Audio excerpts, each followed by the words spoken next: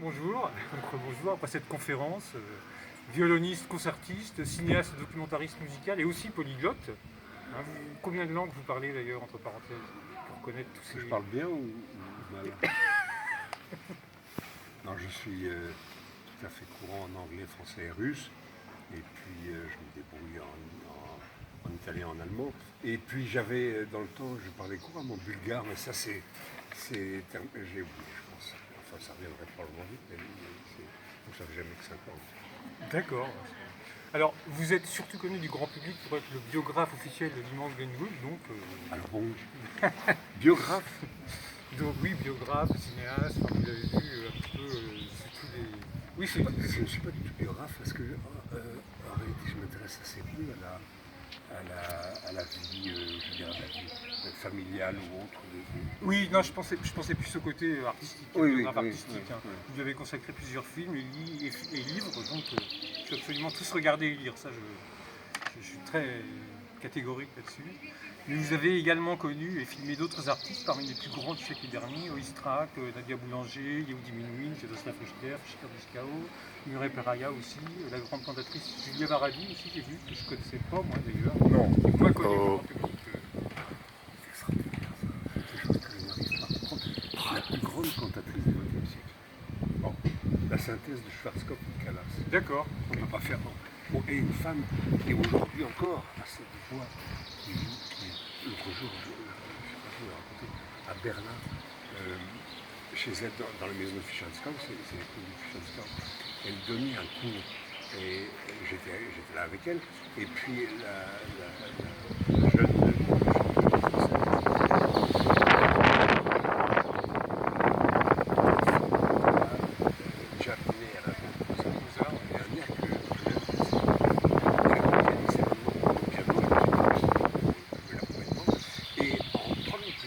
je la connaissais.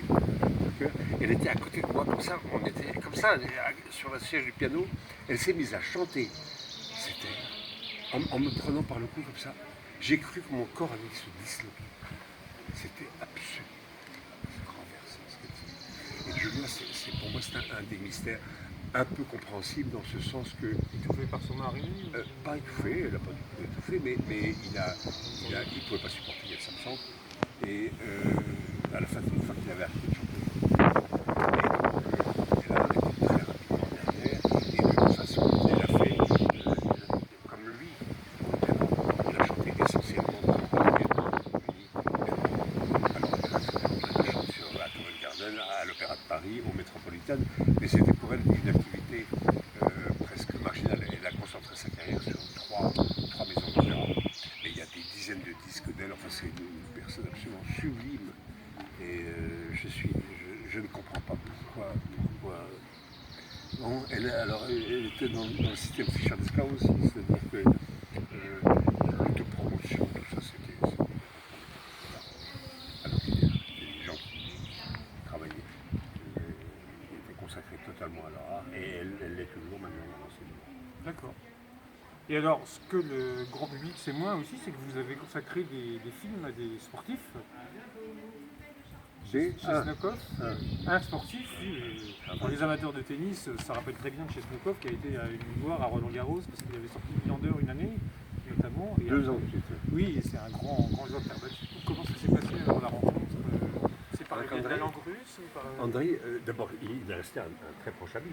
D'accord. Il était chez moi encore il y a 3 jours. D'accord. Il vient de passer 3 semaines au moment de Roland Garros, il vient, il habite chez moi toujours. Et André, la manière dont ça s'est passé, j'avais regardé l'élimination de Wilander à la télévision un samedi matin, et tout le monde disait il y a un jeune joueur soviétique qui a un short et une demi-raquette. On l'a emmené en salle de presse après cette victoire, et là il a eu l'extraordinaire présence d'esprit devant une question abominable que les journalistes occidentaux lui posaient en lui demandant combien d'argent il rapportait dans son pays. S'il avait dit la vérité, il était bouclé, il n'aurait plus jamais pu en sortir. La vérité, c'est qu'on lui piquait tout. Oui, parce que et s'il avait dit mais non, il n'y a pas de problème, je rapporte tout pour moi, les gens auraient hurlé de rire parce qu'on savait que c'était faux. Et donc André a eu la présence d'esprit de raconter, c'est ma grand-mère qui m'a emmené à la réponse à une question. En direct. Voilà, c'était super. Et André, donc je l'ai rencontré à Moscou pour la première fois en automne 87, au moment où j'étais en train de faire ces films avec Benjamin en Union soviétique. On a fait cette énorme série de films qui s'appelle Retour aux sources. Et à la fin du tournage, qui a duré à peu près un mois, j'ai obtenu le numéro de téléphone de l'entraîneuse d'André, et on s'est rencontrés à un stade à Moscou. Il y avait 20 ans, je m'avais 40. Et on a commencé à parler, tout de suite, il a commencé à me parler de mon opinion sur Prokofiev et Shostakovich. Ah, incroyable. L'autre jour, l'autre jour, il n'y a même pas une semaine. J'étais en train de visionner des documents d'archives qui venaient de m'arriver sur Rostropovitch. J'ai une quantité de ces choses-là. Et André est rentré à la maison, il était 11h du soir. Il monte dans un vidéoroom. Et j'étais en train de visionner donc, une sonate jouée par Rostropovitch. Et André me dit Brahms. D'accord, donc oui, on voit rarement ça dans les sportifs, hein, surtout les amateurs de musique classique. Juste après, il y avait une suite de Bach, la suite en est mineur. Il fait tu, et puis ça débouche sur pom, pom, pom, pom, pom. La fugue. Une fugue. Et il a dit Une fugue. Je dis, mais ok, attends, on a parlé bien sûr de ces choses-là depuis longtemps, mais comment est-ce que tu sais comment est-ce que qu'est-ce que tu perçois? C'est incroyable. Et il ne pouvait pas me répondre, il me dit, tu sais, ben oui, je l'entends, c'est une fugue. Pour moi, c'est une fugue. Et il me dit, tu sais, dans la reconnaissance des musiciens, je me trompe encore parfois. Parfois, je prends l'un pour l'autre entre Haydn et Mozart. ce qui arrive à tous les gens qui ne connaissent pas le répertoire par cœur. Hein. André est un vrai, il ne connaît rien de la technique musicale, il ne sait pas lire ses notes ou quoi que ce soit, mais il a une vraie perception de la musique. D'accord. C'est formidable, formidable. Alors vous, est-ce que vous avez un plan d'organisation particulier pour réussir à articuler vos activités de musicien virtuose et celles de cinéaste? C'est compliqué, non? C'est très compliqué, en même temps, c'est la même activité, en le sens que c'est la musique. Et alors, le problème des films, c'est que c'est une difficulté de financement, qu'on ne sait jamais. Je veux dire, je suis obligé d'être à disposition d'un projet. J'en ai un qui finit par être accepté. Et là, comment accepter quelques mois ou quelques années à l'avance une activité musicale d'interprète, c'est terrible. Mais voilà, ce qui fait que mon activité de concertiste est extraordinairement épisodique. La semaine prochaine, je vais donner un concert avec ce jeune génie qui s'appelle Kit Armstrong. C'est juste compositeur, pianiste, avec un cerveau qui connaît tout. Et donc on donne un récital Bach la semaine prochaine dans l'église gigantesque, grande comme Notre-Dame de Paris, qu'il a achetée à Hirson, dans le nord de la France, près de Laon. D'accord. Voilà, on va faire cette chose-là, ça m'excite beaucoup parce qu'on va jouer non seulement des œuvres écrites pour violon, mais on va faire aussi des transcriptions que j'ai faites, etc. Donc ça va être tout un problème intéressant. Voilà. Et pour ça, je vais être obligé de quitter le studio de montage la veille du concert. Ça allait répéter quand même là-haut. Il est venu plusieurs fois à Paris répéter avec moi, ce qui fait qu'on sait à peu près ce qu'on va faire, mais effectivement c'est assez compliqué. L'année dernière, ça a été différent parce que j'ai pas fait de film. D'accord. Et là, j'ai pu oui, mais c'est très difficile d'organiser comme ça au dernier moment. Enfin, on a fait quelques concerts avec ce violoncelliste prodigieux ukrainien qui s'appelle Alexei Chadrin. Il faut absolument qu'un jour on ne peut pas imaginer les plus beaux sons de violoncelle. C'est de vraie musique. C'est la musique en personne qui parle par cette chose mystérieuse qui est l'intuition d'un côté Et d'autre part, et ça je m'en suis aperçu parce que comme on a donné pas mal de conférences, il a bien fallu qu'on répète, une vraie connaissance de la partition de l'intérieur, avec le sens de la cohérence, de ce que ça veut dire de ça. Formidable. Voilà, Alexei Chadrin, il va paraître dans mon film sur Rostropovitch, il sera, je compte même mettre une juxtaposition d'un morceau que j'ai tourné avec lui, qui est le Pezzo Capriccioso, avec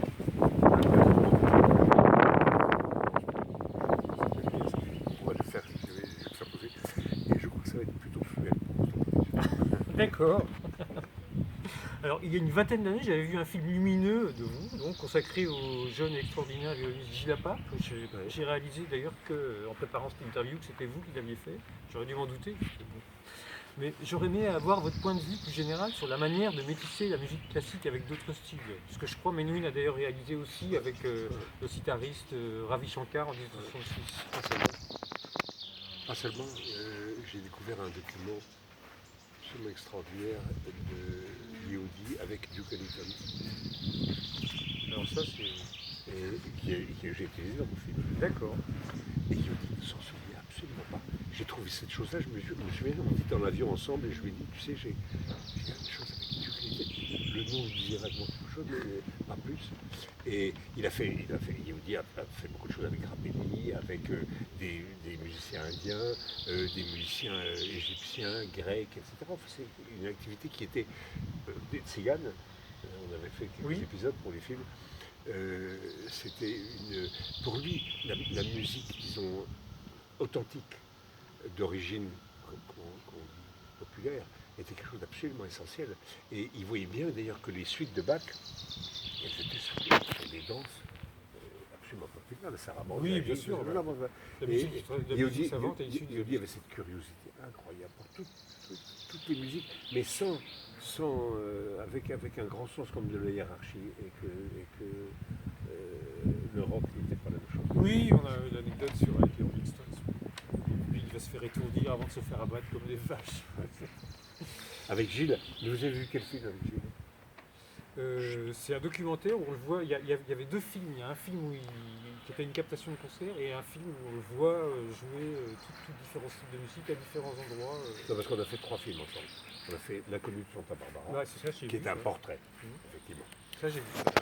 Et puis on a fait dans la foulée, c'est pas une captation de concert, vraiment ça s'appelle Gilles Apap and Friends. Ah oui, ça j'ai vu ça. Voilà. Dans lequel il joue toutes les musiques. Oui, c'est pas une captation. On avait établi un programme très très détaillé et je crois qu'on a fait un vrai film parce que c'est la chose de Bartók, elle est vraiment filmée. C'est pas simplement une captation de quelque chose. Oui, mes souvenirs n'étaient pas assez précis pour ça, mais je me souviien de la sauce de Bartók par contre. Mais je me souviens de tous ces styles de musique, c'est un violoniste. Alors, ce qui est curieux avec Gilles, c'est que d'une certaine manière, on ne peut pas dire que ce soit un grand violoniste. Quand je parle de grand violoniste, je parle de Menuhin, d'Oistrakh, ou de gens que j'aime beaucoup moins comme un Heifetz ou Michelin, grand violoniste aussi. Enfin, grand violoniste, il y a un concept assez à part. Je trouve que ce qui est prodigieux avec Gilles, c'est que c'est un violoniste stupéfiant. Mais il n'a pas l'empreinte d'un grand violoniste à proprement parler de la musique classique qui joue merveilleusement bien, surtout le 18e et le 20e siècle. Je pense qu'il est moins fait pour la musique romantique. Oui, et puis, mais il a surtout dans sa nature profonde. C'est pas quelque chose, c'est pas une motivation commerciale. C'est vraiment ça. Il a une ouverture, mais une capacité d'assimilation de musique arabe, chinoise, mélange d'une cigane, indienne, et tout ce qu'on peut imaginer. Toutes les choses qu'il a fait aussi avec les musiciens américains, la bluegrass, le jazz, tout ça, il le fait avec une aisance, une capacité, une imagination, une capacité surtout de sonore, de reproduire de son absolument authentique. Et c'est comme s'il était lui-même cigane, chinois. Oui, il est complètement dans le style. C'est pas comme avec quelqu'un comme Kennedy, où on lui a dit, allez, on va te mettre une marque de savon, et puis de savonnette, et puis tu vas nous faire un petit peu tu vas nous faire rigoler, tu vas mal t'habiller, tu vas te laisser en dégoûtant, puant et mal rasé et sale. Et ça fera vendre. Bon, oui, là c'est plus du métissage, c'est de la juxtaposition, là ça n'a plus d'intérêt. Alors, comme il était, moi je connais le petit Kennedy depuis qu'il avait 8 ans, à l'école Menuhin, il était là-bas. C'est un très bon violoniste. C'est un violoniste, je dirais, très médiocre.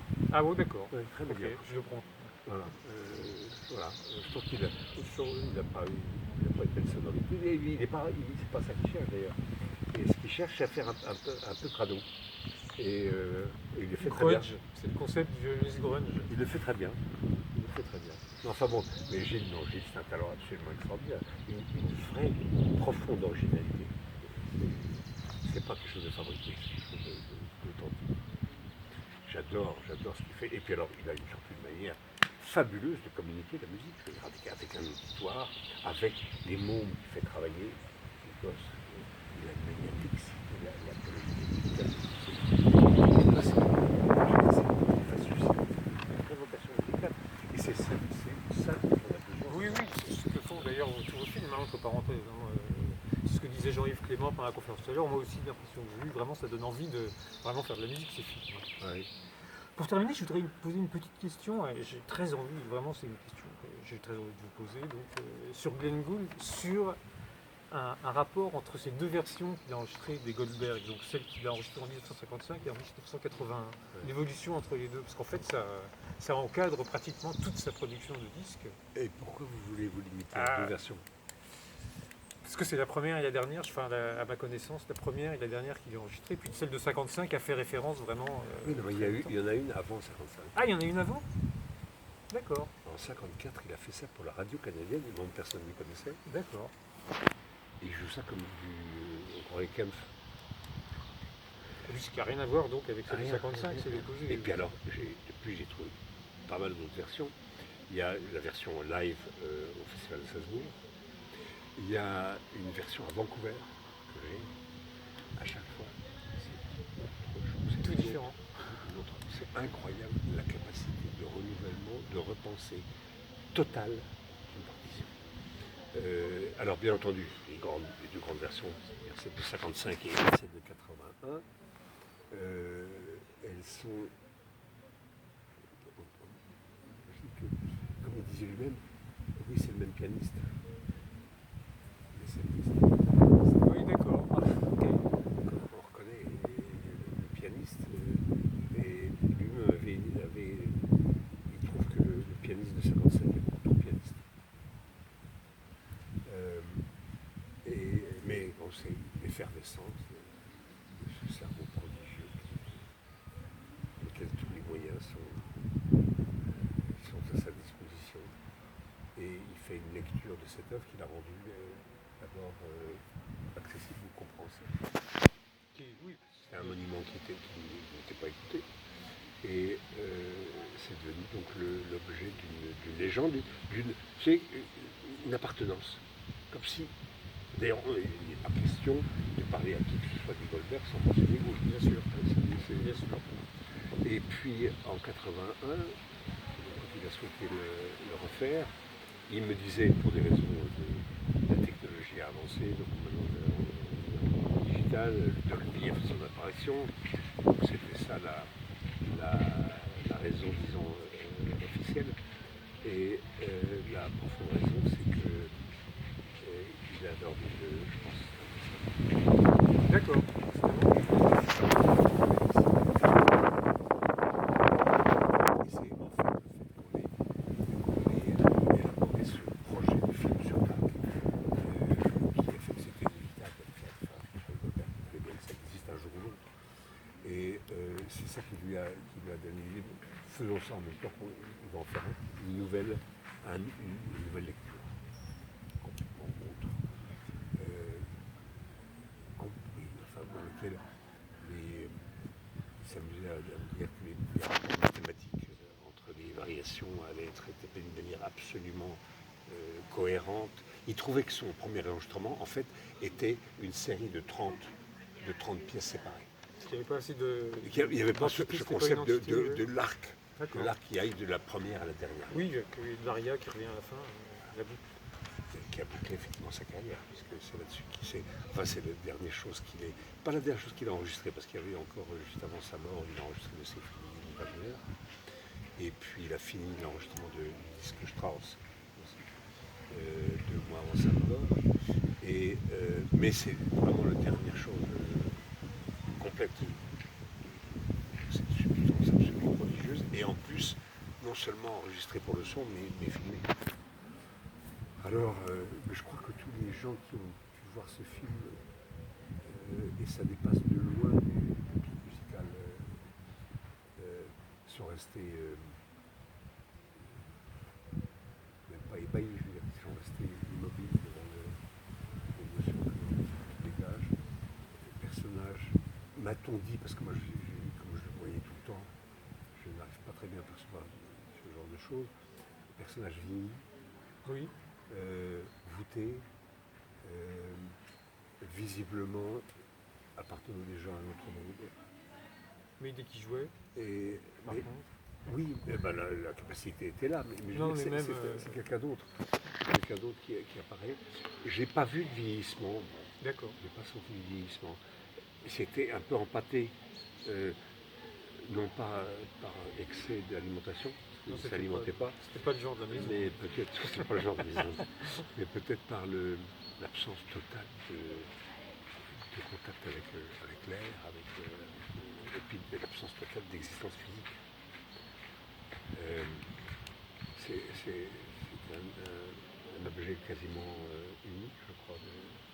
Un Alors, anachorète, quelqu'un finalement. qui est en totale possession de ses moyens. Ce n'est pas quelqu'un qui est en fin de carrière et qui va brodouiller ses dernières-pensées D'accord. avec une technique un peu accessoire. Il est en pleine possession de ses moyens et il signe son testament.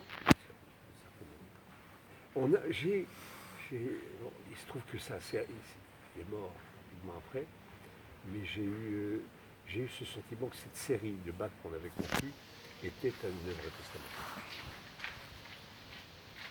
Oui, donc on pourrait parler de musique avec vous pendant des heures. Je vous remercie beaucoup pour cet entretien. Parfait de Merci parler avec infiniment. vous. C'est super sympa. Et c'était amusant parce que on était ensemble là pendant qu'on a projeté la question d'instrument. Je sentais chez vous une espèce de vibration incroyable. Ah bah moi j'adhère, enfin voilà, je suis dedans. Avec vous tout particulièrement. Il faut dire que c'est oui. Vous avez dit que c'est le point qui connaît de alpha à oméga, mais dans le plus grand détail. Et ça continue quand même à me marquer quand je les vois comme spectateur. La première fille de l'horloge. Oui. Oui. Les 3 accords. Les 3 accords qui posent. Oui, puis on a l'impression qu'il comme s'il pouvait entretenir le son par l'appui sur les touches, enfin, vraiment, ce qui est un peu, mais et encore puis plus, le silence qui dégage derrière. Oui, c'est vrai. C'est vrai. Et puis la réattaque du texte. On reste quand même devant un des plus grands phénomènes d'interprétation de tous les temps. Oui, je pense. Merci beaucoup. Bien, un grand merci. À vous aussi, vous devez en avoir. J'ai un peu mal au bras, oui. J'imagine, ça va être terrible. Ça va être terrible. Et